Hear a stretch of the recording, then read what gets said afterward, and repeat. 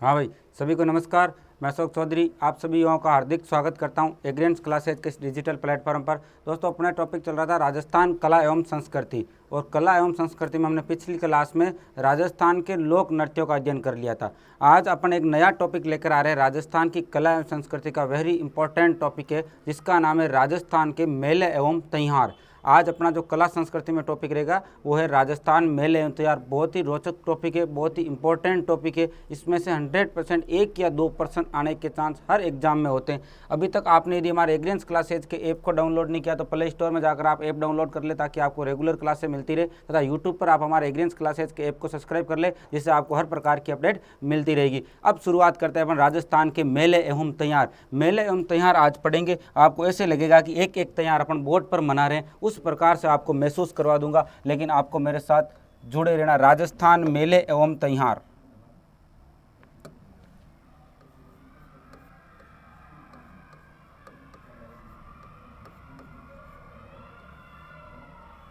राजस्थान मेले एवं त्योहार।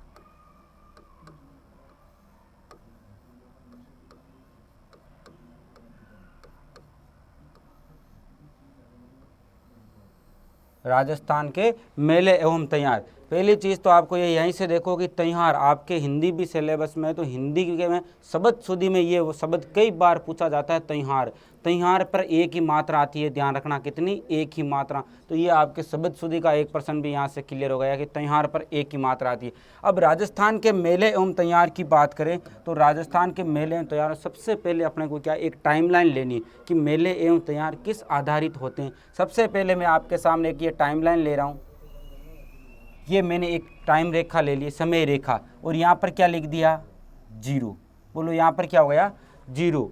अब यहाँ से ये समय रेखा ली है मैंने, यहाँ से अपन स्टार्ट करते हैं। यहाँ पर क्या है? 0 है। क्लियर चीज़। अब देखो यहाँ मैं क्या लिख रहा हूँ? ईस्वी। अपन ज़्यादातर जो समझते हैं जनवरी फरवरी, वो किस में आते हैं? ईस्वी सन में आते हैं। अब ईस्वी से पहले देखो मैथ में क्या चलता है? 0 से इधर रेखा में क्या चलता है? माइनस, और इधर क्या चलता है? प्लस। ऐसे ही चलता है मैथ में, इधर चलता है माइनस और इधर चलता है प्लस। तो इधर ले लो आप 57 ईसा पूर्व। 57 ईसा पूर्व। यहाँ क्या लिख दिया मैंने? 57 ईसा पूर्व। 0 पे क्या आ गई है? ईस्वी। थोड़ा आगे बढ़ू, यहाँ पर लिख देता हूँ मैं 78 ईस्वी। बोलो क्या लिख दूंगा? 78 ईस्वी। 0 से चले, ये 0 ईस्वी, यहाँ से 1 2 3 करते करते कितने ईस्वी आ गई? 78 ईस्वी आ गई। एक और ले लेता हूँ मैं आपके 622 ईस्वी। एक और कौन सी ले रहा हूँ? 622 ईस्वी। मेले एवं त्योहार शुरू करने से पहले हम ये देखेंगे कि मेले एवं त्योहार किस पर आधारित होते हैं, किस प्रकार से हमारे हिंदी महीने होते हैं। तो मैंने सबसे पहले एक टाइम लाइन ली है, समय रेखा। यहाँ पर लिख दिया 0। 0 का मतलब कि ईस्वी, मतलब कि अभी वर्तमान में देखो कौन सी ईस्वी चल रही है? तो अभी चल रही है 2021 ईस्वी। यही चल रही है अभी 2021 ईस्वी। इससे 57 ईसा पूर्व का मतलब क्या हो गया कि ईस्वी से 57 वर्ष पहले क्या शुरू हो गया था? विक्रम संवत।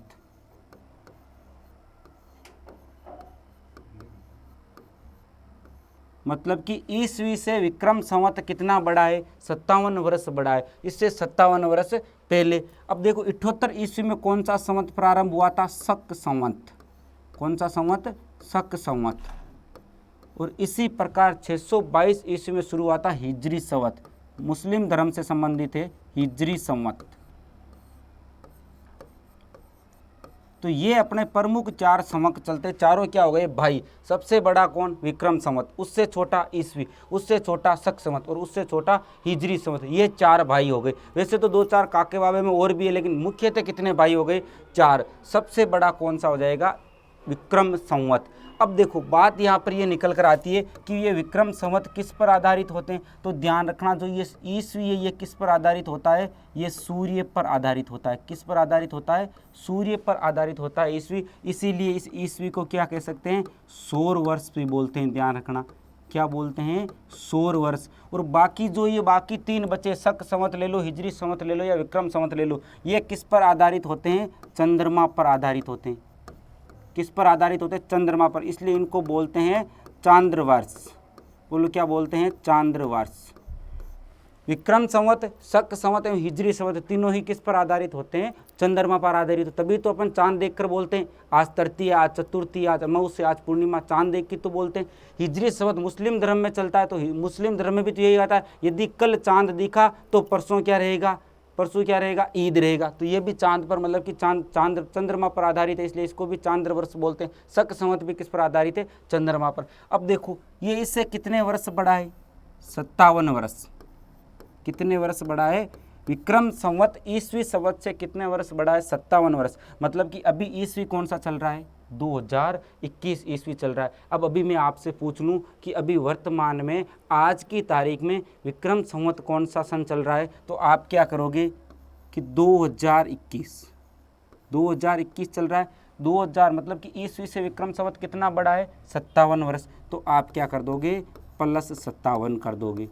बोलो क्लियर चीज़। तो 7 रे कितने हो गए, 8, 5 2 7, 0 और 2। मतलब कि अभी वर्तमान में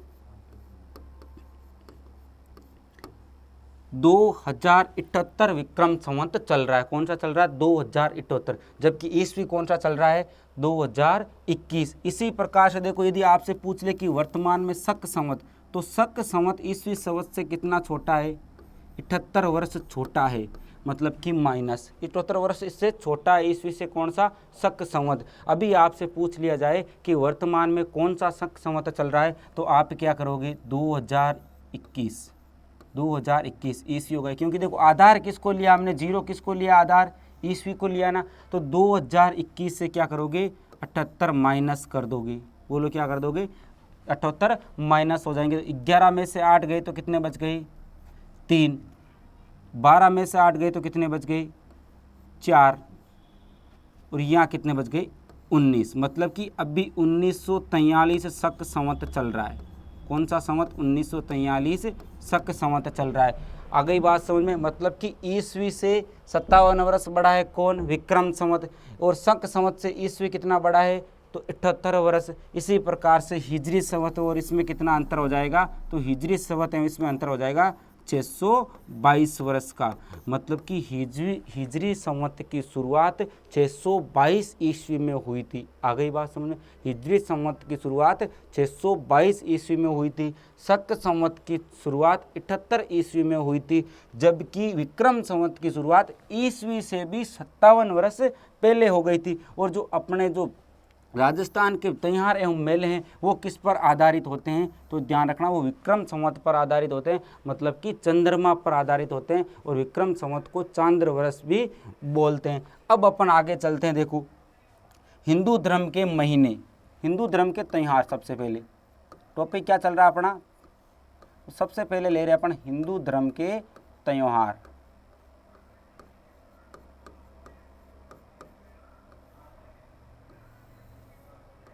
हिंदू धर्म के त्योहार, सबसे पहली चीज देखो भाई किस पर आधारित होते हैं ये, तो ध्यान रखना ये विक्रम संवत पर आधारित।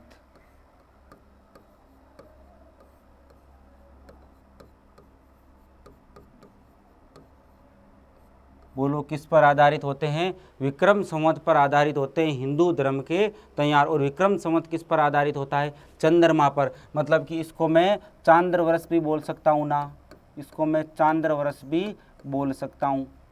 विक्रम संवत को क्या बोल सकता हूँ मैं, चांद्र वर्ष भी बोल सकता हूँ, क्योंकि ये चंद्रमा पर आधारित होता है। और अपने जो हिंदू धर्म के त्योहार होते हैं वो किस पर आधारित होते हैं, विक्रम संवत पर आधारित होते हैं। दूसरी चीज़ देखो, इस विक्रम संवत में एक माह में कितने दिन होते हैं, तो लगभग 29.5 दिन। कितने दिन होते हैं, कुछ पॉइंटों में होते हैं 19.5 से भी थोड़े बहुत पॉइंटों में ज़्यादा होते हैं, तो 29.5 दिन। एक महीने में कितने दिन होते हैं, 29.5 दिन होते हैं। किसमें, विक्रम संवत में। तो आप मुझे ये बताओ कि एक महीने में 29.5 दिन हो रहे हैं, तो 12 माह में क्या हो जाएंगे, तो आप क्या करोगे, 12 माह इंटू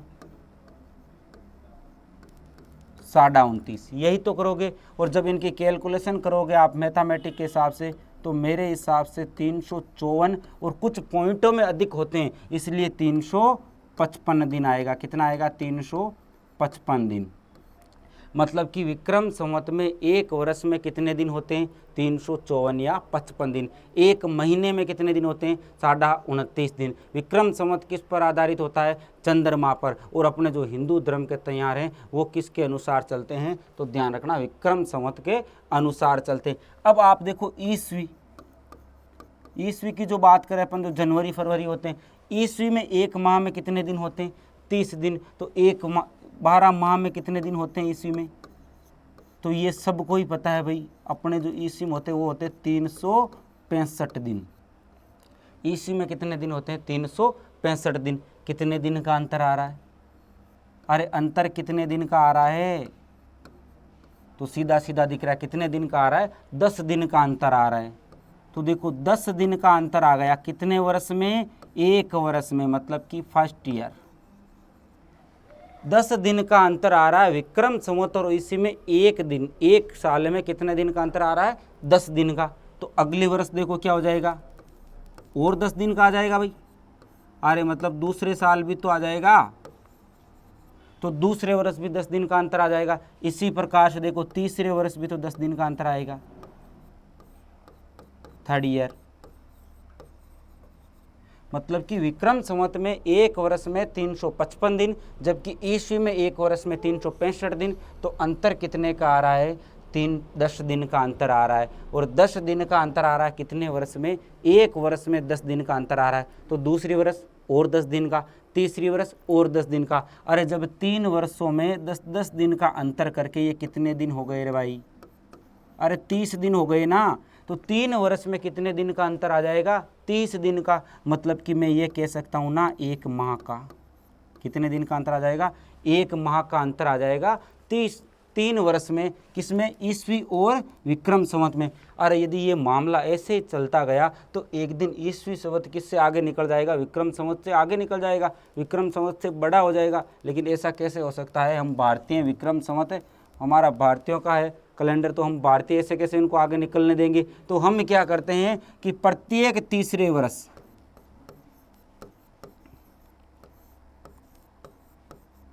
हम क्या करते हैं कि प्रत्येक तीसरे वर्ष हमारे विक्रम संवत में कितने महीने कर देते हैं?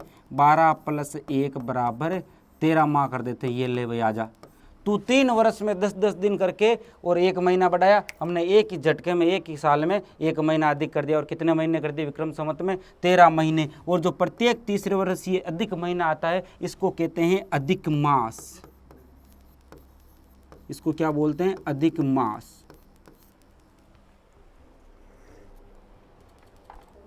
हाँ, तो एक महीना अधिक जोड़ दिया जाता है, वो जो क्या कहलाता है? अधिक मास।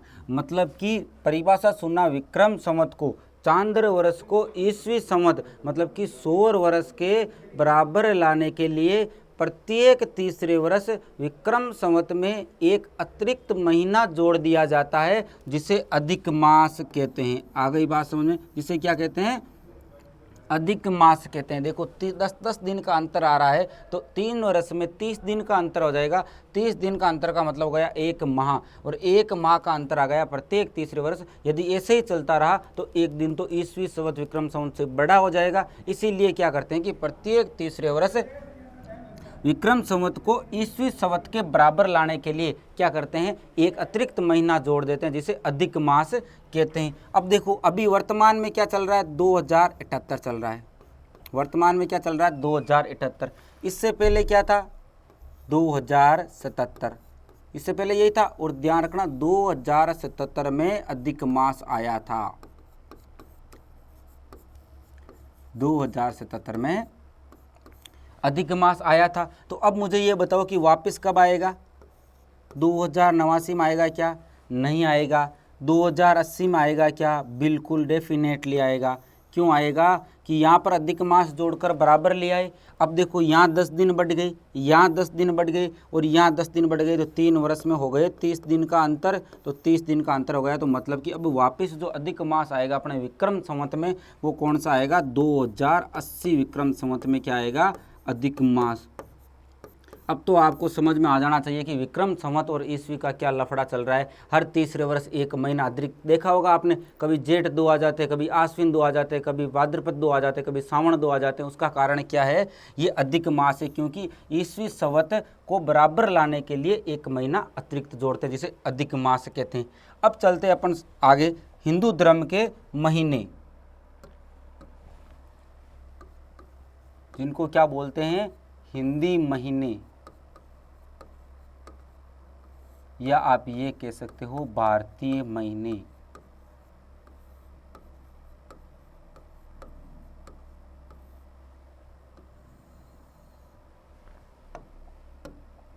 देखो भाई, हिंदी महीने या भारतीय महीने कितने होते हैं? तो ये भी 12 ही होते हैं। कितने होते हैं? 12 ही होते हैं। नाम देखो, नंबर 1 पर चैत्र, नाम याद रखना है इसको। नंबर 2 पर देखो वैशाख,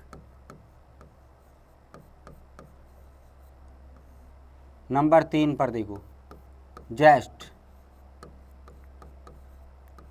नंबर 4 पर आषाढ़, नंबर 5 पर श्रावण,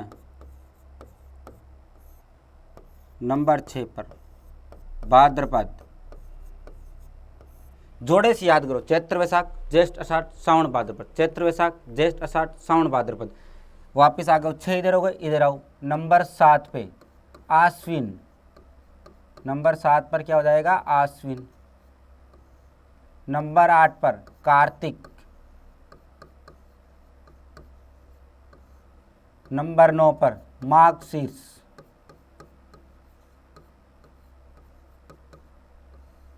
नंबर 10 पर पौष, नंबर 11 पर माघ और नंबर 12 पर फाल्गुन। कितने महीने हो गए? तो हिंदी महीने भी 12 ही होते हैं। चैत्र वैशाख ज्येष्ठ आषाढ़ सावन भाद्रपद, आश्विन कार्तिक माघशीर्ष, आश्विन कार्तिक माघशीर्ष, पौष माघ फाल्गुन, पौष माघ फाल्गुन। कितने महीने हो गए? 12 महीने। मतलब कि हिंदी धर्म के जो महीने होते हैं वो भी कितने होते हैं? 12। और अपने जो राजस्थान कला संस्कृति में मेले एवं त्योहार है, ये सारे मेले एवं त्योहार हमको इन्हीं महीनों के आधार पर पढ़ने होंगे, ना कि जनवरी फरवरी के आधार पर। जनवरी फरवरी में क्या चलती है? तारीख चलती है। जनवरी फरवरी में क्या चलती है? तारीख चलती है। जबकि इन महीनों में क्या चलती है? तिथि चलती है। बोलो क्या चलती है? तिथि चलती है। अब यदि अपन बात करें कि ये हमारे जो जनवरी फरवरी है उनके हिसाब से कब कब आते हैं, तो सबसे पहले देखो क्या रहा? चैत्र। तो ये चैत्र आएगा आपके मार्च अप्रैल। चैत्र कब आएगा? मार्च अप्रैल।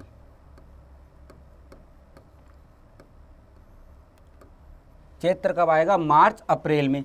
फिर देखो वैशाख अप्रैल मई, वैशाख कब आ जाएगा? अप्रैल मई। ऐसे ही क्रम चलता रहेगा आगे। ज्येष्ठ कब आएगा? मई जून। ज्येष्ठ कब आएगा? मई जून। आषाढ़ कब आएगा? जून जुलाई, जून जुलाई। सावन कब आएगा? जुलाई अगस्त।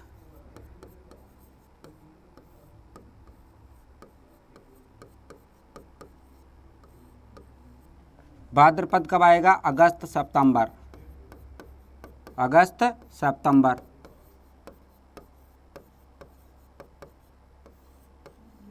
इसी प्रकार से देखो आगे क्या गया? आश्विन। आश्विन कब आएगा? सितंबर अक्टूबर।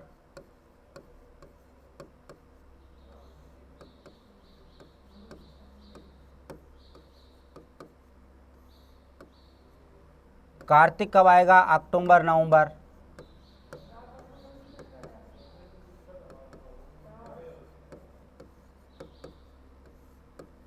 इसी प्रकार से मार्गशीर्ष कब आ जाएगा? नवंबर दिसंबर।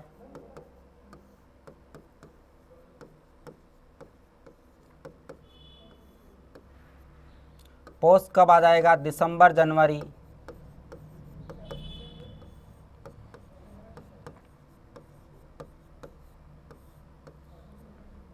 मार्गशीर्ष कब आ जाएगा? जनवरी फरवरी।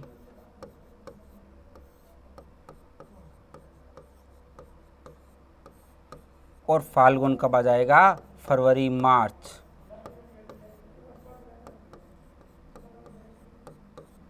फरवरी मार्च, वापस मार्च अप्रैल में क्या आ जाएगा, चैत्र आ जाएगा। क्लियर चीज़। तो ये भी ध्यान रखना आपको कि जो अपने हिंदी महीने होते हैं वो अपने जो अंग्रेजी महीनों में कब कब आते हैं। चैत्र कब आता है, तो चैत्र आता है मार्च एवं अप्रैल में। चैत्र कब आता है, मार्च एवं अप्रैल में। वैशाख आता था अप्रैल मई। ज्येष्ठ कब आता है, मई जून। और आषाढ़ कब आता है, जून जुलाई। देखो अभी जून चल रहा है, तो कौन सा महीना चल रहा है, हिंदी महीना आषाढ़ ही तो चल रहा है।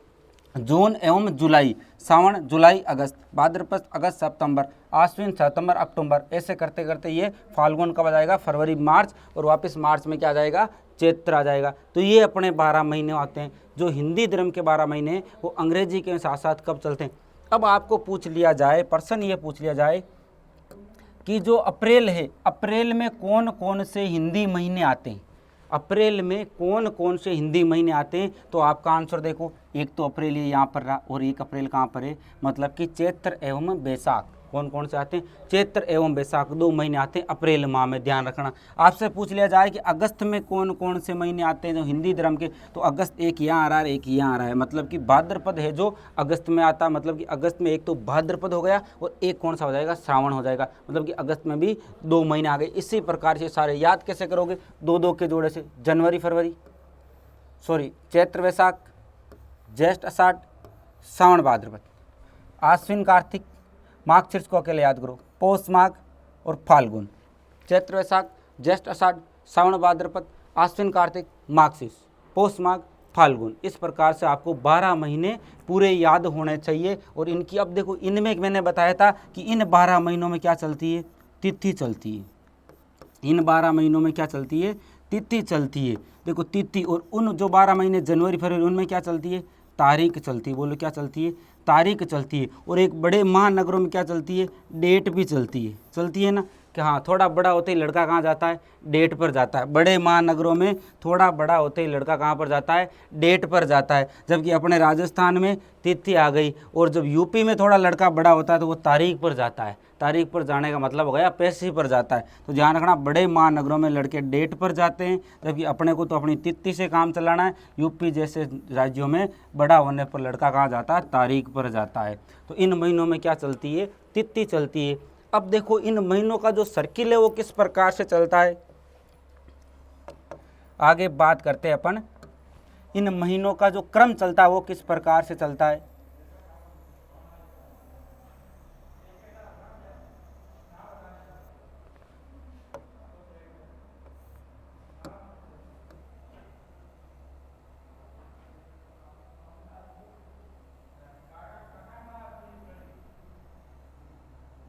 दो गोले ले रहा हूं मैं,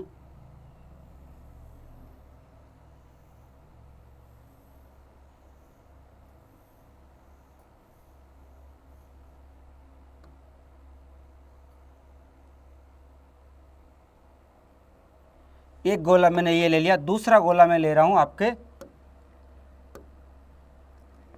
ये यहां पर।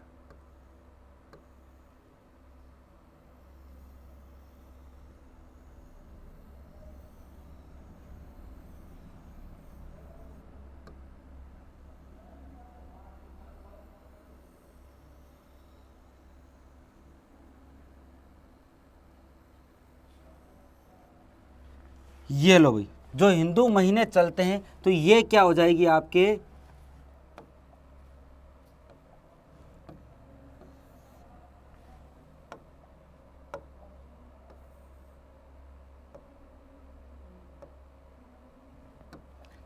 ये मैं यहाँ पर ले रहा हूँ आपके पूर्णिमा। बोलो क्या ले रहा हूँ, पूर्णिमा। और इसमें मैं क्या ले रहा हूँ आपके इधर, तो इसमें ले रहा हूँ अमावस्या। ये क्या आ गई, अमावस्या। हमने सबसे पहले देख लिया कि जो हमारे हिंदी महीने हैं वो कितने होते हैं, 12 महीने होते हैं। इनमें चलती क्या है, तिथि चलती है। ये जनवरी फरवरी के हिसाब से कब कब आते हैं। हमारे जो त्यौहार है वो विक्रम संवत पर आधारित होते हैं। अब विक्रम संवत में जो पहला महीना होता है वो होता है चैत्र। अब जो चैत्र महीना होता है उस चैत्र महीने का तिथियों का क्रम किस प्रकार से चलता है, तो एक तरफ मैंने पूर्णिमा लिया है तो दूसरी तरफ क्या लिया है, अमावस्या लिया है। अब आप देखना यहाँ पर जो महीने की शुरुआत होती है वो यहाँ से पूर्णिमा से शुरू होकर कहाँ तक चलती है? अमावस्या तक। बोलो कहाँ तक चलती है? अमावस्या तक। एक महीना है जो हिंदू धर्म का, वो किस प्रकार से अपना पूरा चक्कर करता है ये ध्यान रखना है। फिर अमावस्या से वापस शुरुआत होती है और कहाँ तक चलती है? पूर्णिमा तक। बोलो कहाँ तक चलती है? पूर्णिमा तक। तो ये इस क्रम से पूरा एक हिंदी महीना चलता है। और जो पूर्णिमा से लेकर और जो अमावस्या तक चलता है उसे कहते हैं कृष्ण पक्ष। बोलो उसको क्या कहते हैं? कृष्ण पक्ष। मतलब कि आपके मारवाड़ी में क्या बोलते हैं? बदी। मारवाड़ी में दूसरा नाम क्या है? बदी। और जो अमावस्या से लेकर पूर्णिमा तक चक्कर चलता है, जो अमावस्या से लेकर और जो पूर्णिमा तक चक्कर चलता है, इसको क्या बोलते हैं? शुक्ल पक्ष। इसको क्या बोलते हैं? शुक्ल पक्ष। और अपने देसी लैंग्वेज में क्या बोलते हैं? सुदी। मतलब कि एक को क्या बोलते हैं? बदी और एक को क्या बोलते हैं? सुदी। महीने की शुरुआत पूर्णिमा के दूसरे दिन, ये यहाँ से ये क्या हो गया? एकम। 2 3 4 5 6 7 8 9 10 11 12 13 और ये 14। कितने हो गए? 14। और 15वां कौन सा हो जाएगा? अमावस्या। वापस इधर लो। 1 2 3 4 5 6 7 8 9 10 11 12 13 14 और 15वां कौन सा हो जाएगा? पूर्णिमा। अब तिथि कैसे चलती है? तो यहाँ पर सबसे पहले जो आएगी वो आएगी एकम। बोलो क्या आएगी? एकम। एकम के बाद कौन सी तिथि आती है? द्वितीया। एकम के बाद क्या आ जाएगी? द्वितीया। द्वितीया के बाद देखो तृतीया। तृतीया के बाद चतुर्थी। चतुर्थी के बाद पंचमी। पंचमी के बाद षष्ठी। षष्ठी के बाद सप्तमी। सप्तमी के बाद अष्टमी। नवमी। दसवीं। एकादशी। हाँ, मारवाड़ी में क्या बोलते हैं? 11। क्या बोलते हैं वैसे? एकादशी। द्वादशी। त्रयोदशी। चतुर्दशी। और 15वें दिन क्या आ जाएगी? अमावस्या। 15वें दिन बोलो क्या आ जाएगी? अमावस्या। वापस इधर भी यही क्रम चलेगा। देखो एकम, द्वितीया, तृतीया, चतुर्थी, पंचमी, षष्ठी, सप्तमी, अष्टमी, नवमी, दसवीं, एकादशी, द्वादशी, त्रयोदशी और चतुर्दशी। और 15वें दिन क्या हो जाएगी? पूर्णिमा। बोलो क्या हो जाएगी? पूर्णिमा। तो ये इस प्रकार से हमारा एक हिंदू महीना होता है, वो इस प्रकार से अपना पूरा चक्कर पूर्ण करता है। अब देखो कैसे। अपने हिंदू धर्म में जो पहला महीना है उसका नाम क्या है? बोलो। तो उसका नाम है चैत्र। ये तो अभी अभी आपने देखा है, चैत्र। अब चैत्र महीने की जो शुरुआत होगी वो कैसे होगी? तो मैंने बताया कि महीने की शुरुआत कहाँ से हो रही है? यहाँ से। महीने की शुरुआत कहाँ से हो रही है? यहाँ से। तो ये क्रम किस प्रकार से चलेगा? ऐसे चलेगा भाई।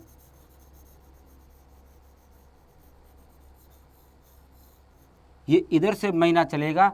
15वें दिन क्या आ जाएगा? अमावस्या। मतलब कि क्या हो गया? आधा महीना। तो यहाँ पर मैं क्या लिख सकता हूँ कि अमावस्या को क्या हो जाता है? आधा महीना। बोलो अमावस्या को क्या हो जाएगा? आधा महीना। अब चैत्र महीने की शुरुआत करनी है आपको, तो ये हो गया आपके चैत्र। पक्ष कौन सा है? कृष्ण पक्ष। मतलब कि पूर्णिमा से लेकर अमावस्या तक जो पक्ष चलता है वो चलता है कृष्ण पक्ष, बदी पक्ष या काला पक्ष। क्लियर चीज। और अमावस्या से लेकर जो पूर्णिमा तक चलता है वो चलता है शुक्ल पक्ष या सुदी, जिसको क्या बोलते हैं? सुदी। तो चैत्र, कृष्ण, एकम।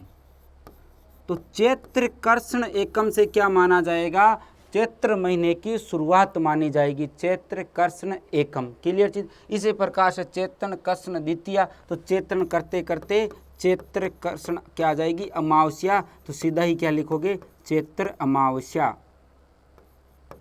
चैत्र अमावस्या। तो ये चैत्र महीना क्या हो गया यहाँ पर आधा, क्योंकि अमावस्या को प्रत्येक महीना क्या हो जाता है, आधा हो जाता है। उसके बाद में जैसे ही पूरा शुक्ल पक्ष कंप्लीट होकर पूर्णिमा आती है तो वो महीना क्या हो जाता है, पूर्ण हो जाता है। मतलब कि पूर्णिमा पर तो महीना पूर्ण हो जाता है, अमावस्या पर महीना आधा होता है।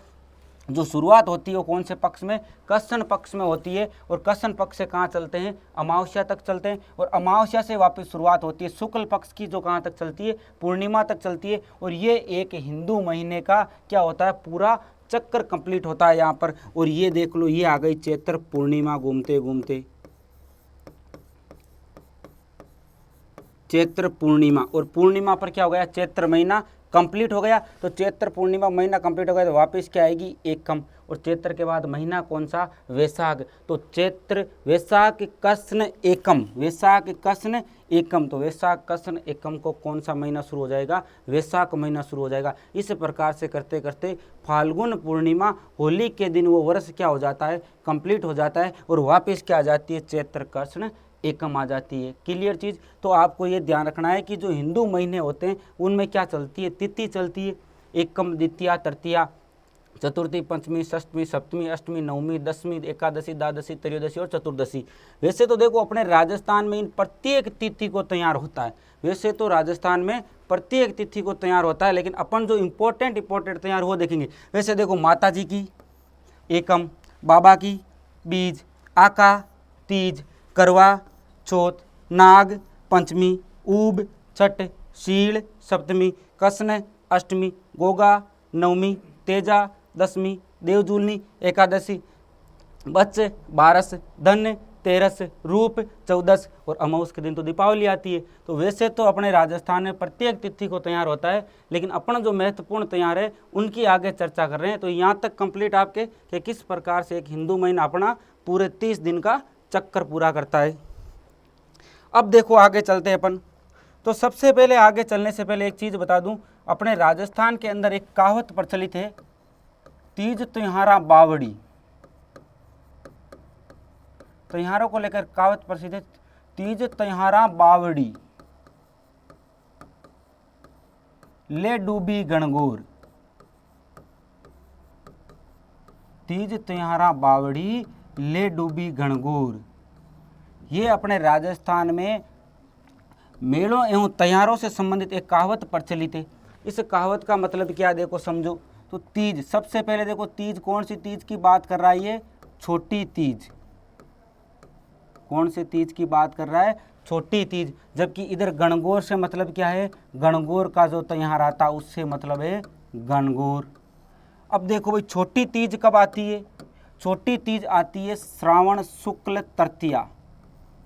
छोटी तीज कब आती है, श्रावण शुक्ल तृतीया, ध्यान रखना है। और श्रावण शुक्ल तृतीया छोटी तीज के दिन ही क्या माना जाता है, त्योहारों का प्रारंभ।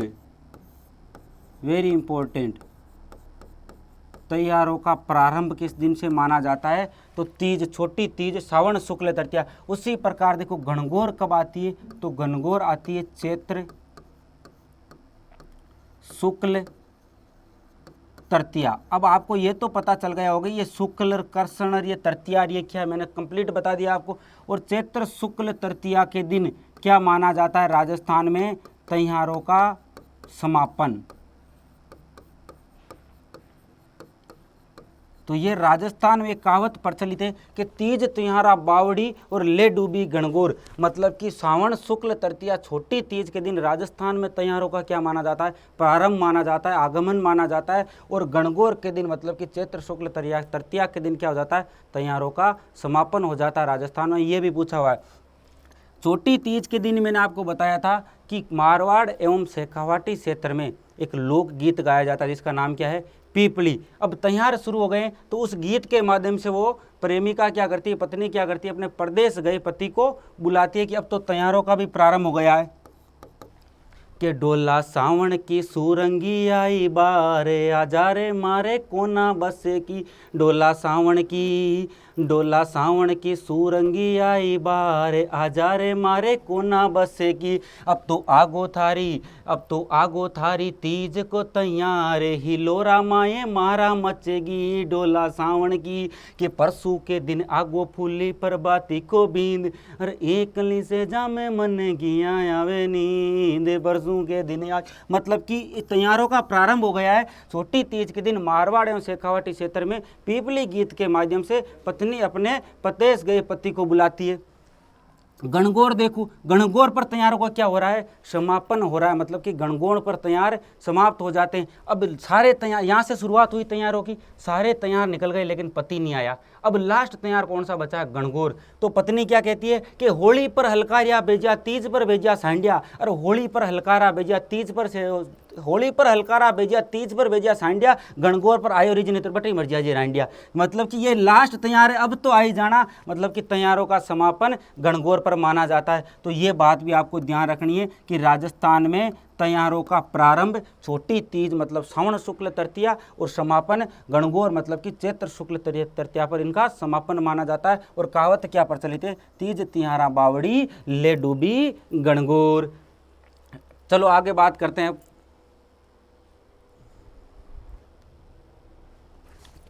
तो अब अपन बात करते हैं आगे, और अब अपन लेते हैं पहला महीना, कौन सा, चैत्र मास।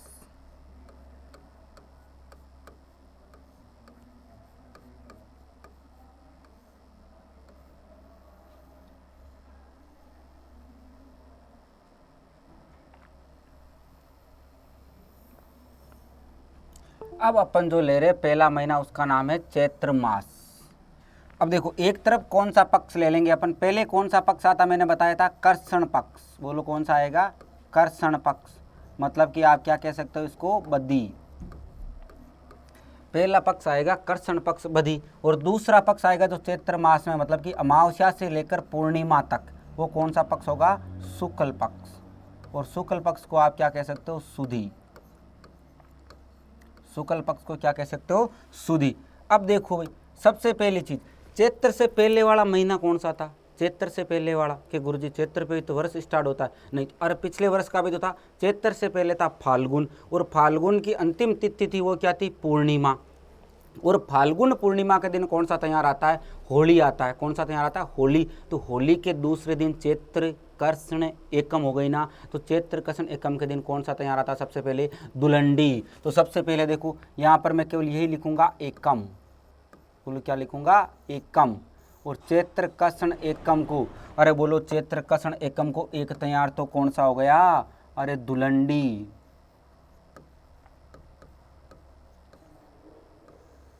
हाँ, एक तो त्यौहार कौन सा हो गया, दुलंडी, मतलब कि होली खेली जाती है। जो कभी नहीं पीते वो भी कहते कभी कभार आज तो होली है, बुरा ना मानो होली है, लगा लेते हैं, फिर पता नहीं किसको रंग रहे हैं। थोड़ी देर 11-12 बजती है जब तक, तो नाड़ी और उसमें रुझान आने शुरू हो जाते हैं उनके। तो दुलंडी का त्यौहार चैत्र कृष्ण एकम को आता है। नंबर 2 पर देखो, इसी दिन एकम को क्या आता है, फूल डोल महोत्सव।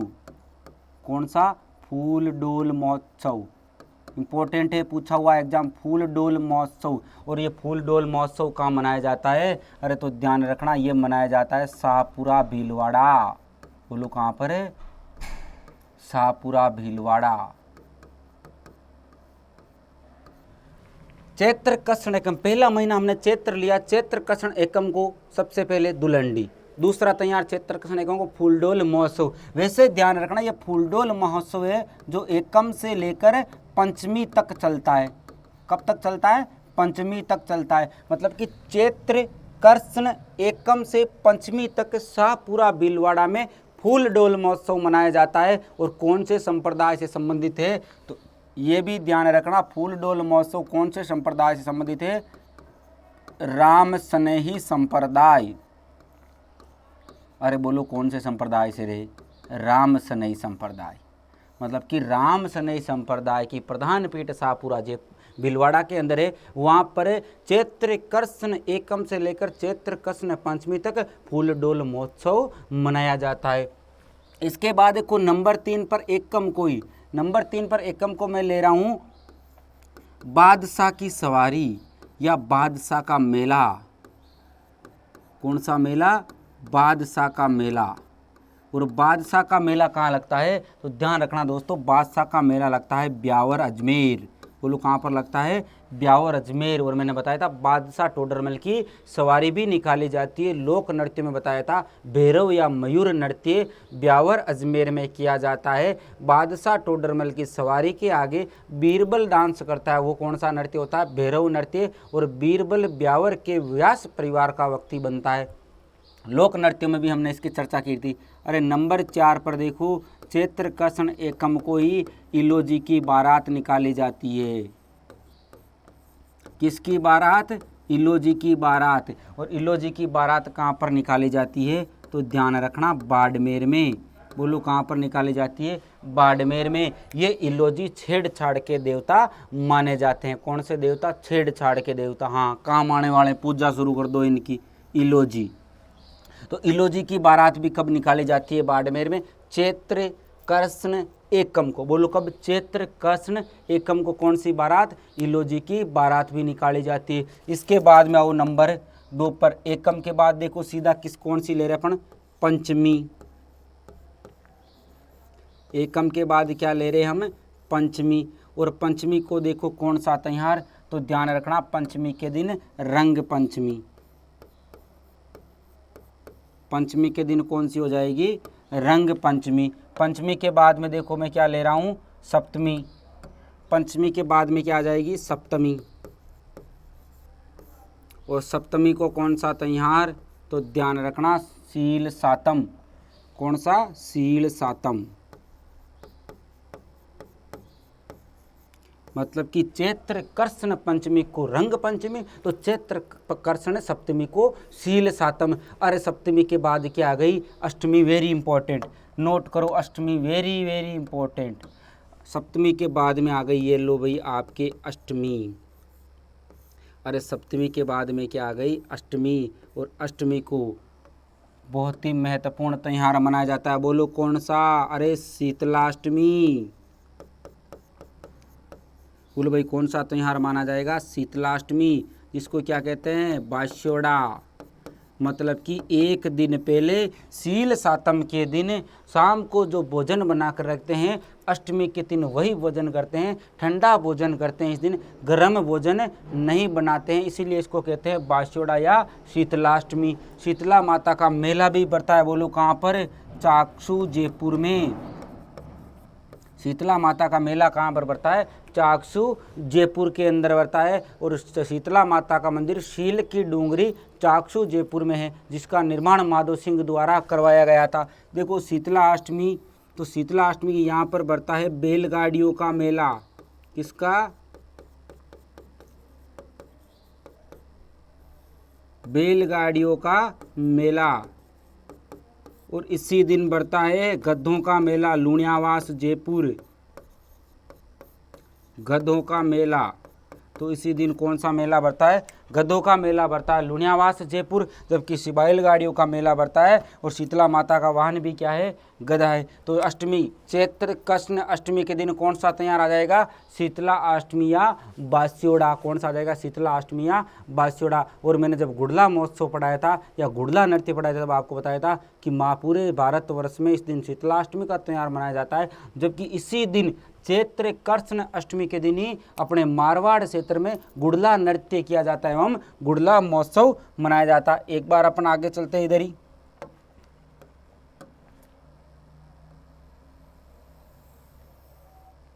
क्लियर चीज? तो देखो अष्टमी को एक तो कौन सा त्योहार हो गया? शीतला माता। नंबर 2 पर देखो गुड़ला महोत्सव।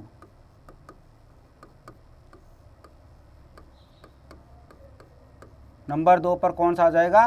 गुड़ला महोत्सव। और गुड़ला महोत्सव कहाँ मनाया जाता है? जोधपुर में। बोलो गुड़ला महोत्सव कहाँ मनाया जाता है? जोधपुर में। और किसकी स्मृति में? राव सातल देव की स्मृति में।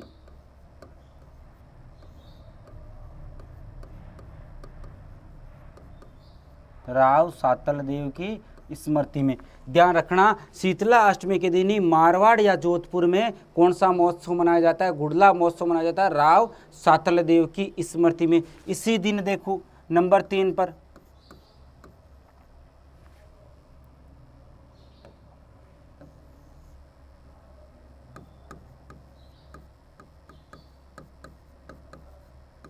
ऋषभदेव या आदिनाथ का मेला भी बढ़ता है। क्लियर चीज, ऋषभदेव या आदिनाथ का मेला भी बढ़ता है इसी दिन। अष्टमी के बाद में क्या आता है? नवमी, मतलब कि चैत्र कृष्ण नवमी, चैत्र कृष्ण नवमी। और देखो भाई नवमी के दिन कौन सा त्योहार आ जाएगा? तो ध्यान रखना, इस नवमी के दिन जो त्योहार आएगा, इस नवमी के दिन जो त्योहार आएगा वो है ऋषभदेव। अभी बताऊंगा आपको। जैनों के प्रथम तीर्थंकर आदिनाथ, इसको और क्या बोलते हैं? आदिनाथ जयंती। तो ऋषभदेव आदिनाथ जयंती कब आती है? तो ध्यान रखना, चैत्र कृष्ण नवमी को। जबकि जो मेला बढ़ता है ना, ये मेला बढ़ता है अष्टमी प्लस नवमी। इसी कारण मैंने अष्टमी में आपको मेला लिखाया है। तो जयंती पूछे तो नवमी और मेला पूछे तो मेला 2 दिन बढ़ता है, अष्टमी व नवमी को। तो दोनों चीज़ें ध्यान रखनी। नवमी के बाद में देखो क्या आ जाएगी? एकादशी, चैत्र कृष्ण एकादशी। अरे नवमी के बाद में क्या आ जाएगी? चैत्र कृष्ण एकादशी। और देखो चैत्र कृष्ण एकादशी के दिन कौन सा मेला? जोहर मेला। कौन सा मेला बढ़ता है? जोहर मेला। और ये जोहर मेला है जो कहाँ पर है? तो सर्वाधिक जोहर कहाँ पर हुए? राजस्थान में। और जोहर का मतलब है कि जब राजपूत सतरानियों द्वारा अपने बलिदान एवं स्वाभिमान की रक्षा के लिए जब आग की चिता या पानी के कुंड में कूदकर आत्महत्या कर ली जाती थी, अपने प्राण त्याग दिए जाते थे, तो उसको क्या कहा जाता था? जोहर कहा जाता था। और राजा क्या करता था कि युद्ध भूमि में केसरिया कर लेता था और वीर गति को प्राप्त हो जाता था। जब किसी दुर्ग के अंदर या किसी युद्ध में दोनों हो जाते थे तो साका कहलाता था। तो जोहर मेला बढ़ता है। और राजस्थान में सर्वाधिक जोहर कहाँ पर हुए हैं? तो राजस्थान में सर्वाधिक जोहर हुए हैं चित्तौड़गढ़ में। बोलो कहाँ पर? चित्तौड़गढ़ में। तो जोहर मेला कब बढ़ता है? तो ध्यान रखना, जोहर मेला बढ़ता है चैत्र कृष्ण एकादशी को। और एकादशी के बाद में क्या ले रहा हूँ? अमावस्या, मतलब कि चैत्र महीना आधा आ चुका है। कौन सा ले रहा हूँ? अमावस्या। चैत्र महीना आधा आ चुका है। अमावस्या, चैत्र अमावस्या को कहाँ पर? एक तो ध्यान रखना, एक तो पाबूजी का मेला लगता है। बोलो कौन सा नंबर 1 पर? पाबूजी का मेला। अरे चैत्र अमावस्या को पाबूजी का मेला कहाँ पर? कोलूमंडे, जोधपुर। बोलो कहाँ पर? कोलूमंडे, जोधपुर में। और नंबर 2 पर देखो गोटिया अम्बा मेला। नंबर 2 पर गोटिया अम्बा मेला। और गोटिया अम्बा मेला कहाँ पर बढ़ता है? बांसवाड़ा।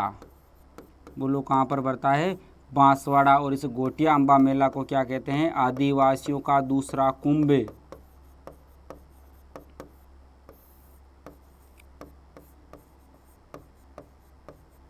आदिवासियों का दूसरा कुंभ। तो पहला कुंभ कौन सा हो जाएगा? बेणेश्वर धाम।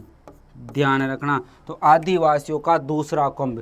तो ये अपने चैत्र महीने का कृष्ण पक्ष कंप्लीट होता है। देखो वापिस चैत्र मास लिया, इधर कौन सा पहले कौन सा पक्ष आता है किसी महीने में? चैत्र पक्ष। बाद में कौन सा आता है? शुक्ल पक्ष। तो चैत्र माह में अपने सबसे पहले क्या ली? एकम। एकम को कौन सा पहला था यार? दुलंडी। नंबर 2 पर फुलडोल महोत्सव शाहपुरा जयपुर। वैसे एकम से पंचमी तक बढ़ता है और राम सनई संप्रदाय से संबंधित है। और कहाँ पर? शाहपुरा भीलवाड़ा में। नंबर 3 पर बादशाह का मेला लगता है चैत्र कृष्ण एकम को। कहाँ पर लगता है? ब्यावर में लगता है। इलोजी की बारात निकाली जाती है कहाँ पर? ब्यावर में। फिर चैत्र कृष्ण पंचमी को रंग पंचमी, सप्तमी को सील सातम और अष्टमी को कौन सा? शीतला अष्टमी या बास्योड़ा। कहाँ पर है मंदिर?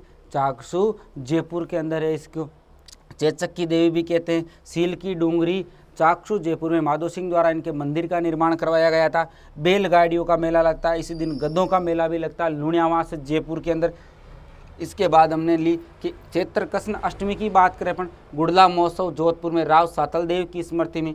ऋषभ देव या आदिनाथ का मेला भी लगता है, ये 2 दिन लगता है, अष्टमी और नवमी।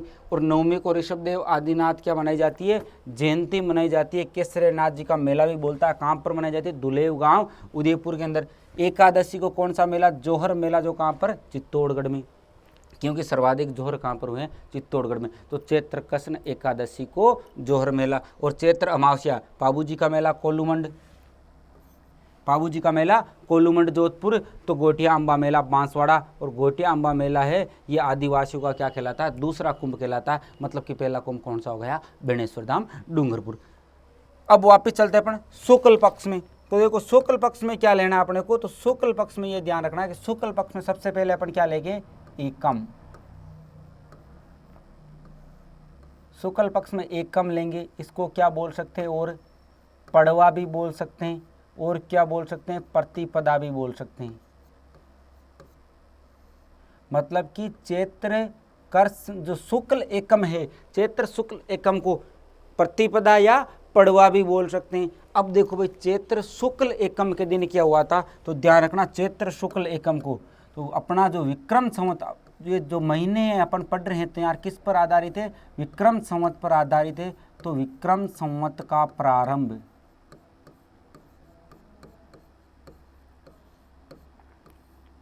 विक्रम संवत का प्रारंभी किस दिन से माना जाता है, तो चैत्र शुक्ल एकम या चैत्र शुक्ल प्रतिपदा या चैत्र शुक्ल पड़वा से माना जाता है। विक्रम संवत का प्रारंभी इसी दिन से माना जाता है, ध्यान रख लेना। इसके बाद देखो भाई नव वर्ष का प्रारंभ, मतलब कि विक्रम संवत इस दिन शुरू हुआ था। इसका मतलब जो हिंदू महीनों में जो नया साल आता है, अपने नया साल कब आता है, ऐसे जनवरी फरवरी हिसाब से 1 जनवरी को, उसी प्रकार से जो नया साल मनाया जाता है, ये कृष्ण पक्ष काला पक्ष होने के कारण चैत्र कृष्ण एकम को नहीं मनाकर चैत्र शुक्ल एकम को मनाते हैं। दोस्तों ध्यान रखना कब मनाते, चैत्र शुक्ल एकम को। और इसी दिन से नव वर्ष का प्रारंभ हुआ था विक्रम संवत का, इसीलिए माना जाता है नव वर्ष का प्रारंभ। मतलब कि इसी दिन से जो नया वर्ष आता है, नव वर्ष का प्रारंभ। तो नव वर्ष का प्रारंभी कब माना जाता है, तो नव वर्ष का प्रारंभी चैत्र शुक्ल एकम को माना जाता है, ध्यान रख लेना। अब यहाँ पर प्रश्न ये बनता है कि 2000 अभी 78 चल रहा है, तो 2079 आएगा वो कब मनाया जाएगा, तो मनाया जाएगा चैत्र शुक्ल एकम को नव वर्ष मनाया जाएगा। अरे जब चैत्र शुक्ल एकम आ गई तो इसी दिन से क्या मानी जाती है, बसंतीय नवरात्रों की शुरुआत, बसंतीय नवरात्रों का प्रारंभ, बसंतीय नवरात्रों का प्रारंभ। तो बसंतीय नवरात्रों का प्रारंभी कब माना जाता है, तो ध्यान रखना बसंतीय नवरात्रों का प्रारंभी चैत्र शुक्ल एकम से ही माना जाता है। देखो नवरात्रों की बात आ गई तो आपको एक चीज बता देता हूं, मैं यहाँ पर ले रहा हूं नवरात्रा, नवरात्रियों का समूह, नवरात्रियों का समूह क्या कहलाता है, नवरात्रा कहलाता है। अब आपको ये पता होना चाहिए कि एक तो नवरात्रा हमने अभी लिखा है कौन से माह में, चैत्र मास में, बोलो कौन से मास में, चैत्र मास में। और दूसरे नवरात्रा कौन से मास में आते हैं, अरे आश्विन मास में आते हैं रे, और बोलो कौन से मास में आते हैं, आश्विन मास में। आ गई बात समझ, ये तो आप सबको ही पता है। देखो यहाँ पर देखो चैत्र पहली 6 मई में सबसे टॉप पर आ रहा है ना चैत्र, तो चैत्र में इधर देखो, इधर 6 मई टॉप में कौन आ रहा है, 6 मई इधर है, 6 मई इधर है ना, तो 6 मई में कौन टॉप पर, चैत्र। तो चैत्र में क्या आएंगे, नवरात्रा माता जी। इधर 6 में टॉप कौन है, आश्विन, तो आश्विन में क्या आएंगे, नवरात्रा आएंगे। अरे जो चैत्र में नवरात्रा आते हैं इनको क्या बोलते हैं, बसंतीय नवरात्रा। बोलो क्या बोलते हैं, बसंतीय नवरात्रा, क्योंकि बसंत ऋतु में आते हैं। जबकि जो आश्विन में आते हैं इनको बोलते हैं शारदीय नवरात्रा, शारदीय नवरात्रा। और इनको एक नाम और भी दिया जाता है बड़े नवरात्रा। मतलब कि आपको नवरात्रा का व्रत करना है, यदि दोनों ही कर रहे हो तो बेस्ट है, यदि एक करना चाहते हो तो कौन से करने चाहिए, आश्विन वाले करने चाहिए। क्लियर चीज़। तो नवरात्रा कितनी बार आते, 2 बार आते साल में। लेकिन एक बार प्रश्न पूछ लिया था कि एक वर्ष में नवरात्रा कितनी बार आते हैं, और ऑप्शन में 2 था ही नहीं, और ऑप्शन में 4 था। कई लोगों ने 4 टिप्पा लगाया लेकिन सही हो गया। क्यों, उसका कारण देखो। पहली चीज़ तो ये देखो, ये दोनों ही कब आते हैं, तो ध्यान रखना ये दोनों ही आते हैं शुक्ल पक्ष में। तो नवरात्रा हमेशा कौन से पक्ष में आएंगे, चाहे वो आश्विन मास के हो चाहे वो चैत्र मास के हो, शुक्ल पक्ष में आएंगे। अरे कब आएंगे रे, अरे कब आएंगे रे, तो ध्यान रखना एकम से लेकर नवमी तक, वो लोग कब आएंगे, एकल से लेकर नवमी तक। मतलब कि चैत्र मास की एक शुक्ल एकम से लेकर नवमी तक कौन से नवरात्रा, बसंतीय नवरात्रा। और आश्विन मास की शुक्ल एकम से नवमी तक कौन से नवरात्रा, शारदीय नवरात्रा। अरे नवरात्रा दो और कौन से आते हैं रे, तो दो और आते हैं, कौन से, देखो चैत्र एवं आश्विन के बीच में यहाँ पर एक मास आता है जिसका नाम है आषाढ़। बोलो कौन से, आषाढ़। और वापस आश्विन से देखो इधर क्या आ जाएगा, चैत्र। आश्विन से इधर क्या आ जाएगा, चैत्र। और इनके बीच में जो मास आएगा उसका नाम है माघ। कौन सा मास, माघ। तो इनमें जो नवरात्र आते हैं उनको क्या कहते हैं, गुप्त नवरात्रा। इनको क्या बोलते हैं, गुप्त नवरात्रा। मतलब कि जो आषाढ़ मास में जो नवरात्र आते हैं वो गुप्त नवरात्र कहलाते हैं, गुप्त नवरात्रा। और लेकिन ध्यान रखना गुप्त नवरात्रा भी कब आते हैं, शुक्ल पक्ष में ही आते हैं और एकम से नवमी तक आते हैं। मतलब कि गुप्त नवरात्रा भी कब से कब तक आते हैं, शुक्ल पक्ष में एकम से नवमी तक आते हैं। तो नवरात्र साल में कितनी बार आ गए, 4 बार, लेकिन मुख्यतः कितने, 2 बार। एक तो आते हैं चैत्र मास में जो बसंतीय नवरात्रा, जबकि आश्विन मास में आने वाले शारदीय नवरात्रा या बड़े नवरात्रा। गुप्त नवरात्रा कब आते हैं, आषाढ़ एवं माघ में, आषाढ़ एवं माघ में। देखो ये हो गया आपके गुप्त नवरात्रा। एक तो आते आषाढ़ में, एक कब आते हैं, मास में, आषाढ़ और माघ मास में। ये क्या हो गया, माँ। बोलो क्या हो गया, माँ। अरे माँ को ही तो बुलाते हैं, आ माँ तुझे दिल से पुकारे, आ माँ तुझे दिल से पुकारे। मतलब कि गुप्त नवरात्रा एक तो आज से आषाढ़ और माघ से माघ में आते, जबकि जो 2 मेन नवरात्र हैं वो चैत्र एवं आश्विन मास में आते। लेकिन सारे ही नवरात्रे शुक्ल पक्ष में आते हैं, एकम से नवमी तक। क्लियर चीज, वापस लौट के चलो अपने जगह, आ जाओ यहाँ। तो इसी दिन से क्या माना जाता है, बसंतीय नवरात्रों का प्रारंभ भी किस दिन से माना जाता है, तो ध्यान रखना चैत्र शुक्ल एकम से। और मैंने आपको एकीकरण पढ़ाया था, और एकीकरण में जो वृहद राजस्थान का गठन होता है, वृहद राजस्थान का गठन, अरे वृहद राजस्थान एकीकरण का कौन सा चरण था, तो ध्यान रखना चतुर्थ चरण था। बोलो कौन सा चरण, चतुर्थ चरण। और वृहद राजस्थान का गठन हुआ था 30 मार्च 1949, 30 मार्च 1949 को। अरे भाई हम तो हिंदी महीने पढ़ रहे हैं, हमें मार्च से क्या मतलब है, तो किस दिन हुआ था, तो ध्यान रखना वृहद राजस्थान का गठन चैत्र शुक्ल एकम के दिन हुआ था। हिंदी महीनों के हिसाब से पूछे तो चैत्र शुक्ल एकम के दिन हुआ था वृहद राजस्थान का गठन। और इसी दिन ध्यान रखना एक महोत्सव मनाया जाता है महाराष्ट्र के अंदर, गुड़ी पड़वा महोत्सव। कौन सा महोत्सव, गुड़ी पड़वा महोत्सव। तो ये गुड़ी पड़वा महोत्सव कहाँ मनाया जाता है, ये मनाया जाता है महाराष्ट्र में। लेकिन ये ध्यान रखना मनाया कब जाता है, तो चैत्र शुक्ल एकम के दिन मनाया जाता है। तो देखो चैत्र शुक्ल एकम के दिन कितनी बातें निकल कर आई। विक्रम संवत का प्रारंभ कब हुआ था, चैत्र शुक्ल एकम को।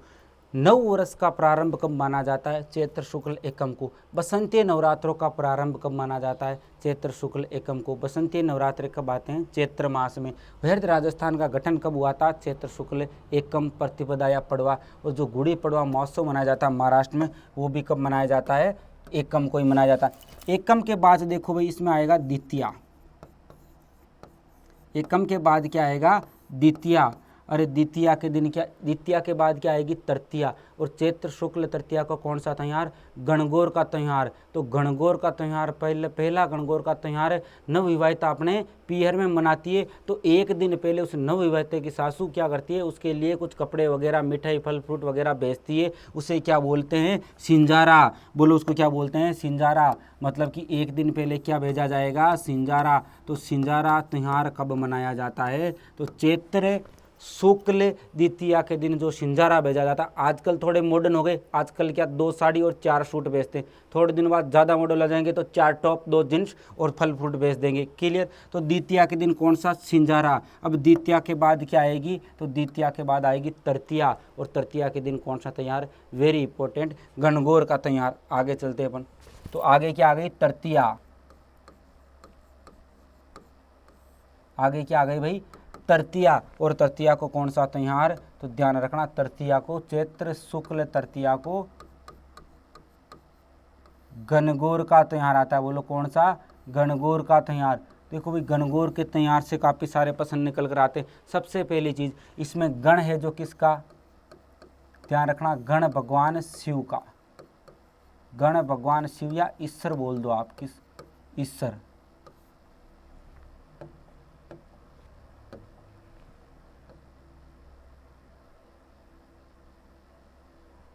भगवान, गण किसका प्रतीक है, शिव, और गौर किसका प्रतीक है, तो माता पार्वती का, गौर किसका प्रतीक है, तो पार्वती का प्रतीक। मतलब कि गणगौर में गण तो भगवान शिव का तथा गौर माता पार्वती का प्रतीक है। और ये जो गणगौर त्योहार है ये क्या है, तो माता पार्वती के मुकलावे का प्रतीक, माता पार्वती के मुकलावे का प्रतीक।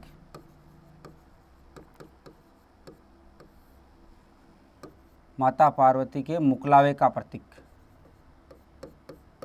मुकलावे का मतलब क्या हो गया, गोना। अरे पहले क्या होता था कि बचपन में शादियाँ हो जाती थी, बाल विवाह ज़्यादा हो जाते थे, इसलिए बाद में क्या करते, उसको उस टाइम बेचते नहीं थे, बाद में गोना किया जाता। उसके बाद वो लड़की वैक्स होने के बाद में अपने ससुराल जाती थी, तब इसकी ज़रूरत पड़ती थी मुकलावा या गोना। आज तो पहले ही नौकरी लगती नहीं है, बुढ़े हो जाते हैं तो वो साथ के साथ ही आ जाते हैं, तो आपको पता नहीं है गोना और मुकलावा क्या होता है। क्लियर चीज़ यहाँ तक। और देखो इसी दिन क्या माना जाता है, त्योहारों का समापन। मैंने लिखा दिया था आपको, त्योहारों का समापन भी किस दिन माना जाता है, तो त्योहारों का समापन भी माना जाता है गणगौर के दिन। और इस गणगौर को कहते हैं सर्वाधिक गीतों वाला त्योहार। प्रश्न पूछ लिया जाए सर्वाधिक गीतों वाला त्योहार कौन सा है, तो ध्यान रखना गणगौर है, सर्वाधिक गीतों वाला त्योहार। तो सर्वाधिक गीतों वाला त्योहार कौन सा है, तो सर्वाधिक गीतों वाला त्योहार है गणगौर। अब देखो भाई इस गणगौर की पूजा कितने दिन होती है, तो ध्यान रखना गणगौर की जो पूजा होती है वो 16 दिन की जाती है। गणगौर की पूजा कितने दिन की जाती है, 16 दिन की जाती है। और जो अंतिम दिन होता है पूजा का, अंतिम दिन, वो अंतिम दिन क्या कहलाता है, बोलावणी। पूछा हुआ प्रश्न है, ध्यान रखना दोस्तों। गणगौर की पूजा कितने दिन तक की जाती है, 16 दिन तक की जाती है। और जो गणगौर की पूजा का जो अंतिम दिन मतलब कि 16वां दिन होता है वो क्या कहलाता है, बोलावणी कहलाता है। और देखो ये गणगौर कहाँ की प्रसिद्ध है, तो ध्यान रखना जयपुर की प्रसिद्ध है, जयपुर की प्रसिद्ध है। गणगौर कहाँ की प्रसिद्ध है, तो ध्यान रखना जयपुर की प्रसिद्ध है। लेकिन यहाँ पर एक चीज़ का और भी ध्यान रखना आपको कि कर्नल जेम्स टोड, अपने राजस्थान इतिहास के पिता कर्नल जेम्स टोड,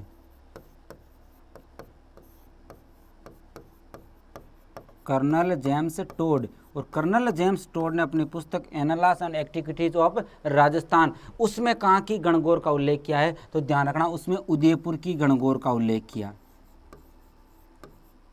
उदयपुर की गणगौर का उल्लेख।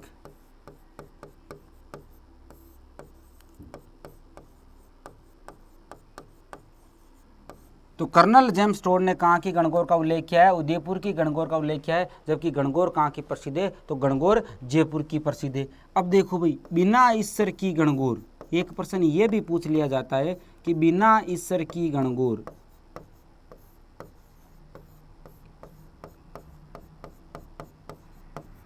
बिना ईश्वर की गणगौर। और एक प्रश्न पूछ लिया जाता है कि गुलाबी गणगौर या चूंदड़ी गणगौर,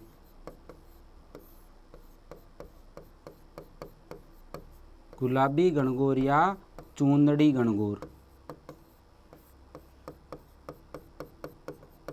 गुलाबी गणगौर या चूंदड़ी गणगौर। दो प्रश्न और ये इंपॉर्टेंट बन जाते हैं। तो देखो बिना ईश्वर की गणगौर मतलब कि क्या, बिना ईश्वर का मतलब कि ईश्वर, देखो मैंने यहाँ गण का मतलब, ईश्वर का मतलब क्या लगा, गण मतलब कि भगवान शिव नहीं है इसमें।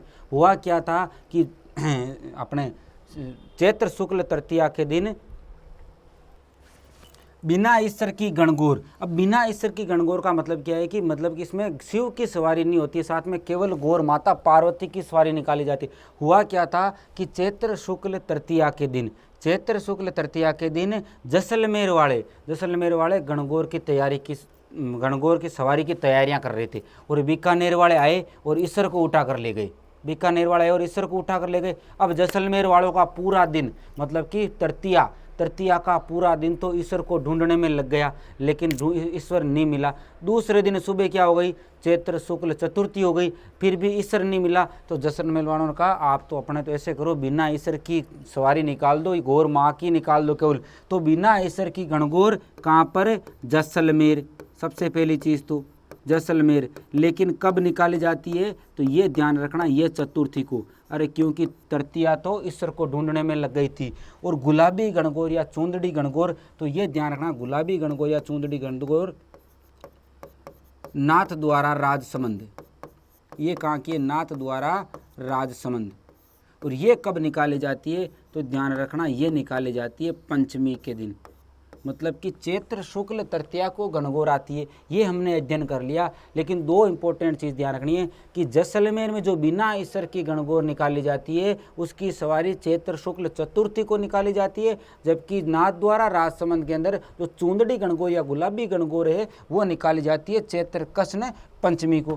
क्लियर चीज़ यहाँ तक। और अब देखो, गणगौर का जो त्यौहार है, जो व्रत है गणगौर का, जो कुंवारी कन्याएं होती है वो मन पसंद वर प्राप्ति के लिए तथा विवाहित महिलाएं अखंड सौभाग्य की कामना के लिए करती है। वापस सुनना, कुंवारी कन्याएं मन पसंद वर प्राप्ति के लिए, हालांकि ऐसा होता नहीं है, केवल वो अपने दिल को दिलासा दिलाती है। तो कुंवारी कन्याएं तो मन पसंद वर प्राप्ति के लिए और विवाहित महिलाएं अखंड सौभाग्य की कामना के लिए करती है, मतलब कि उनका सौभाग्य है, जो सुहाग है वो अखंड रहे, कभी टूटे नहीं। हालांकि उनको पूछे कि उस बेचारे से तो एक बार पूछ लो, उसके पास कोई ढंग का ऑफर आ जाए तो अभी फाइल सल्टा दे वो तो, लेकिन ये किस लिए करती है, अखंड सौभाग्य की कामना के लिए करती है। देखो, गणगौर से वेरी इंपॉर्टेंट प्रश्न बनकर निकल के आ रहे हैं। सबसे पहली चीज़ गणगौर, तो गणगौर चैत्र शुक्ल तृतीया के दिन आती है। गण, इसमें गण किसका, शिव या ईश्वर का प्रतीक है, जबकि गौर माता पार्वती का प्रतीक है, माता पार्वती के मुकलावे का प्रतीक है, मतलब कि माता पार्वती के गोने का प्रतीक है। त्यौहारों का समापन किस दिन माना जाता है, तो त्यौहारों का समापन भी गणगौर के दिन ही माना जाता है। सर्वाधिक गीतों वाला त्यौहार, तो सर्वाधिक गीतों वाला त्यौहार कौन सा है, गणगौर है। इस गणगौर की पूजा कितने दिन होती है, 16 दिन तक। अंतिम दिन क्या कहलाता है पूजा का, बोलावणी कहलाता है। और ये कहाँ की प्रसिद्ध है, जयपुर की प्रसिद्ध है। प्रश्न पूछ लिया जाए गणगौर कहाँ की प्रसिद्ध है, गणगौर की सवारी कहाँ की प्रसिद्ध है, तो जयपुर की। लेकिन कर्नल जेम्स टोड ने कहाँ की गणगौर का उल्लेख किया है, तो ध्यान रखना, उदयपुर की गणगौर का उल्लेख किया है। और बिना ईश्वर की गणगौर कहाँ पर, जैसलमेर, वो चतुर्थी के दिन, जबकि गुलाबी गणगौर या चूंदड़ी गणगौर नाथ द्वारा राजसमंद वो पंचमी के दिन। अब देखो, चैत्र शुक्ल एकम द्वितीया तृतीया, और ये आ गई चतुर्थी, और ये क्या आ गई, पंचमी। अब अपन चलते हैं आगे।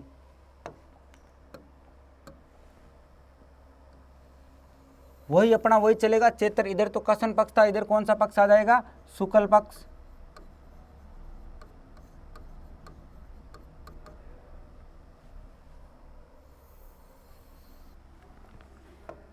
चलो देखते हैं भाई, पंचमी के बाद में क्या लेंगे, तो अपन लेंगे चैत्र शुक्ल, एक तो लेंगे अष्टमी।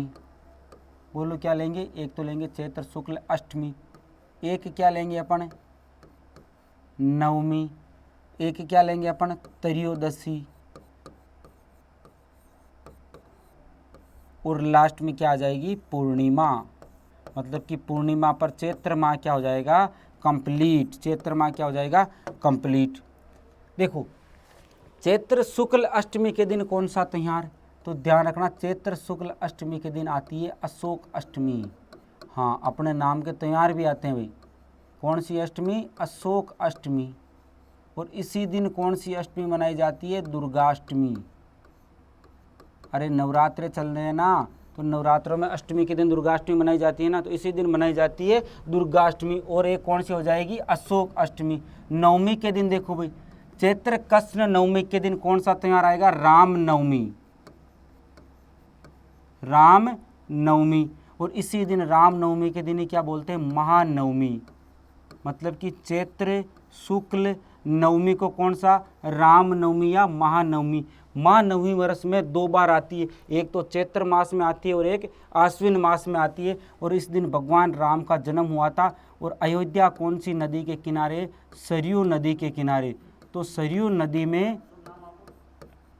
स्नान, सरयू नदी में स्नान किया जाता है इस दिन। क्लियर चीज़। उसके बाद देखो त्रयोदशी, त्रयोदशी के दौरान कौन सी जयंती आती है? महावीर जयंती।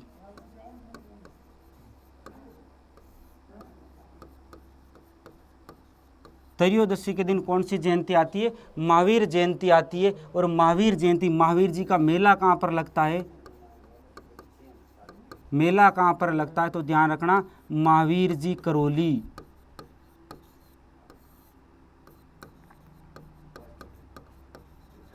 मेला कहाँ पर लगता है? महावीर जी करौली। मतलब कि चैत्र शुक्ल त्रयोदशी के दिन महावीर जयंती आती है और मेला कहाँ पर लगता है? महावीर जी करौली। क्लियर चीज। रामनवमी, रामनवमी या महानवमी, क्या रामनवमी 2 बार आएगी क्या? नहीं, राम इस दिन भगवान राम का जन्म हुआ था चैत्र शुक्ल नवमी को, और महानवमी आती है सरयू नदी के किनारे। इसके बाद देखो पूर्णिमा, चैत्र पूर्णिमा को कौन सा त्योहार आता है? तो ध्यान रखना, एक तो हनुमान जयंती,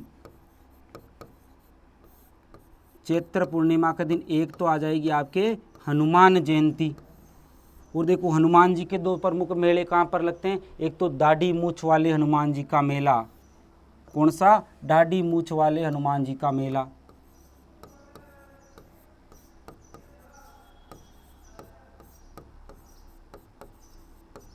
दाढ़ी मूछ वाले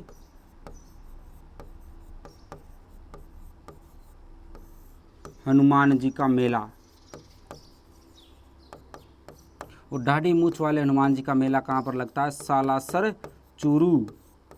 बोलो कहाँ पर लगता है? सालासर चूरू। मतलब कि चैत्र पूर्णिमा को कौन सी जयंती आएगी? तो चैत्र पूर्णिमा के दिन हनुमान जयंती। अरे चैत्र नवमी को क्या आया था? चैत्र नवमी को राम जी आया था ना। अरे दुनिया चले ना श्री राम के बिना, राम जी चले ना हनुमान के बिना। मतलब कि राम नवमी के जस्ट बाद में कौन सी जयंती? हनुमान जयंती आती है चैत्र पूर्णिमा को। एक तो मेला लगता है दाढ़ी मूछ वाले हनुमान जी का मेला, कहाँ पर? Very important, Salasar Churu. और एक लगता है मेहंदीपुर बालाजी का मेला।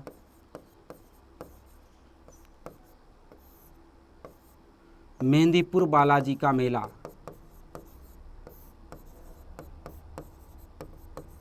मेहंदीपुर बालाजी का मेला कहाँ लगता है? तो ध्यान रखना, मेहंदीपुर बालाजी का मेला लगता है दौसा। बोलो कहाँ पर लगता है? मेहंदीपुर बालाजी का मेला तो दौसा। नोट करो, चैत्र पूर्णिमा के दिन एक तो कौन सी जयंती आ गई? हनुमान जयंती आ गई। और जो दूसरा, मैं इधर लिख देता हूँ, जगह नहीं है, तो दूसरा ध्यान रखना, संत पीपा जयंती। संत पीपा जयंती। तो सत पीपा जयंती भी कब आती है? तो सत पीपा जयंती भी चैत्र पूर्णिमा को आती है। और ध्यान रखना, इसे सत पीपा का जो पूरा नाम था वो क्या था? प्रताप सिंह खींची। गागरोण के थे ये, प्रताप सिंह खींची। इनके गुरु कौन थे? रामानंद। देखो संत पीपा की बात करते हैं, सबसे पहले देखो संत पीपा के गुरु कौन थे? रामानंद। इनका मंदिर कहाँ पर है? तो संत पीपा का मंदिर है समदड़ी बाड़मेर। संत पीपा का मंदिर कहाँ पर है? समदड़ी बाड़मेर। संत पीपा की देखो छतरी, तो संत पीपा की छतरी है गागरोण। और गागरोण कहाँ पर है? झालावाड़। गागरोण कहाँ पर है? झालावाड़। और देखो संत पीपा की गुफा पूछ ले, तो गुफा कहाँ पर है? टोडा टोंक। गुफा कहाँ पर है? टोडा टोंक। क्लियर चीज। तो चैत्र पूर्णिमा को एक तो हनुमान जयंती, हनुमान जयंती का ध्यान रखना। देखो नवमी को कौन सा त्योहार? राम नवमी। तो राम नवमी के जस्ट बाद में कौन सी? हनुमान जयंती। क्योंकि दुनिया चले ना श्री राम के बिना, राम जी चले ना हनुमान के बिना। तो राम नवमी के तुरंत बाद हनुमान जयंती। चैत्र पूर्णिमा को हनुमान जयंती। 2 मेले लगते हैं इंपॉर्टेंट, दाढ़ी मूछ वाले हनुमान जी का मेला पूछे तो सालासर चूरू, मेहंदीपुर बालाजी का मेला पूछे तो दौसा। इसी पूर्णिमा के दिन कौन सी जयंती? संत पीपा जयंती। ये किस, इनका मूल नाम क्या था? प्रताप सिंह खींची, गागरोण के थे। इनके गुरु कौन थे? रामानंद जी। रामानंद जी के कहने पर ये संत बन जाते हैं। और किस नाम से? संत पीपा के नाम से। मंदिर कहाँ पर है? कई बार पूछा जाता है, समदड़ी बाड़मेर। छतरी कहाँ पर है? गागरोण झालावाड़। ध्यान रखना, इनका मेला भी गागरोण झालावाड़ में लगता है। और गुफा कहाँ पर है? टोडा टोंक। तो ये अपने चैत्र पूर्णिमा आ गई, तो इसका मतलब चैत्र मास क्या हो गया? कंप्लीट हो गया। अब अपन नेक्स्ट क्लास में अध्ययन करेंगे इससे आगे वाले मास की। तब तक के लिए धन्यवाद। जय हिंद दोस्तों।